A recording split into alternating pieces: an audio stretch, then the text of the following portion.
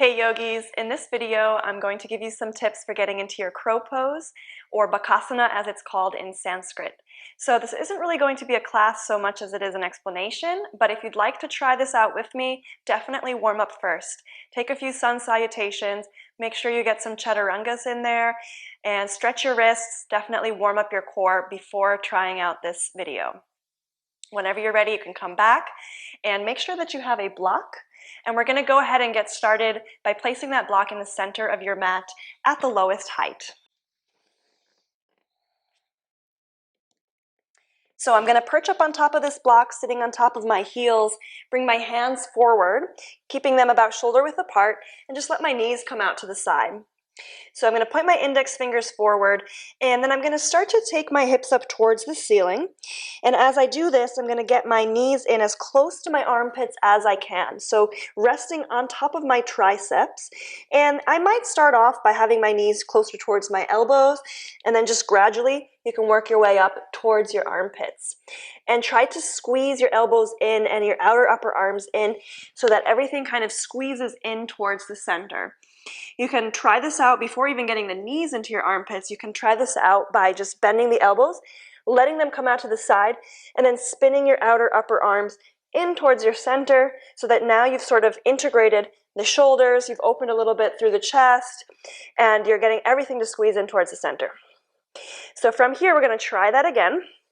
Lift your hips up off of your heels, take your knees in as close to your armpits as you can, and now begin to send your weight into your hands, thinking chaturanga arms. So bending your elbows a little bit, sending your weight forward, and just kind of rolling back and forth on the ball of your foot, seeing what it feels like to put weight into your hands and to balance, or begin to balance, on your triceps. And this can certainly be very scary for a lot of us.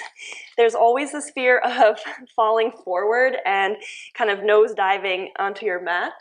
So if that's the case, then I'm going to recommend that you take another block and place that underneath where your head would go. And for this, I would use the highest height. And maybe gradually, as you let go of a little bit of that fear, you can come down onto the lower height.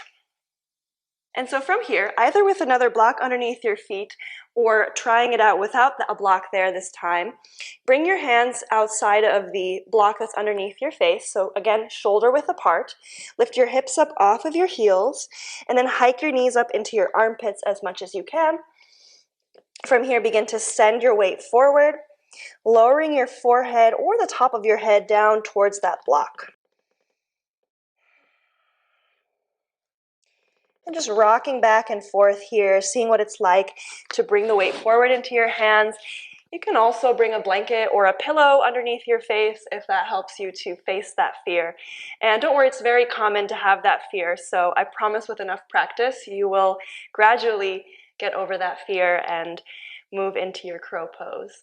So from here, we're going to start to bring the weight into one foot, and I'm going to remove the block, but feel free to keep practicing this with your blocks.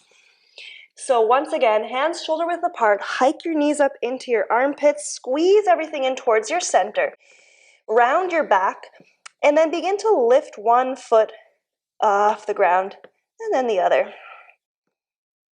Once again, keep squeezing everything in towards your center, thinking chaturanga arms and rounding your back. The rounding of the back is going to help you to get the knees up a little bit higher and to really make space for you to lift up. So now if you feel comfortable with that, we can try to bring the weight into our arms entirely, so lifting the feet up off the ground. And it's okay if we start off with just a few inches.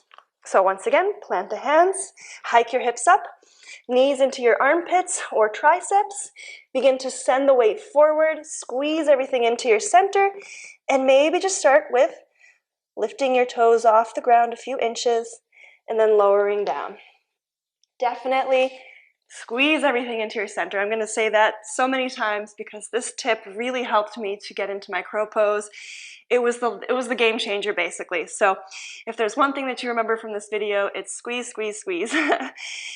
And so now, if you feel comfortable with that, you can go ahead and try to lift your feet a little bit higher. And how are we going to get there? by squeezing, squeezing the abdominals, everything. So bring your hands down again, knees into your armpits, begin to bring the weight forward into your hands, think chaturanga arms, and then lift your feet off the ground, squeeze, squeeze, squeeze. You might even begin to straighten your arms a little bit. And then exhale, release your feet down. Definitely stretch out your wrists here. And that's basically your crow pose. So please keep in mind that crow pose is not something that you're necessarily going to get into overnight.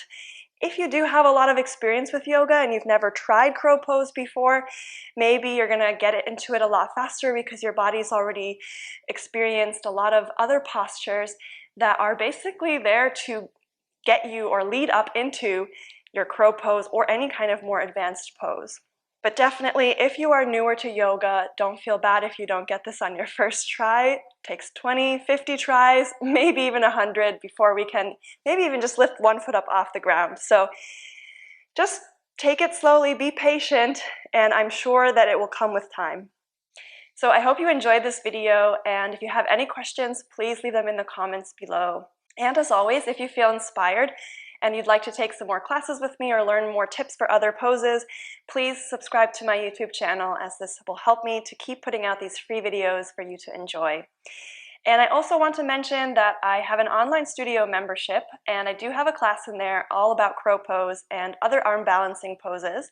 So if you are interested in taking your practice a little bit deeper and a little bit beyond the sort of random YouTube video, please go ahead and take a look at my membership. I have all the information in the comments below, so you can check out that link there and read all about it, and it would be wonderful to have you inside the community. So thanks again for joining me, and have a wonderful day.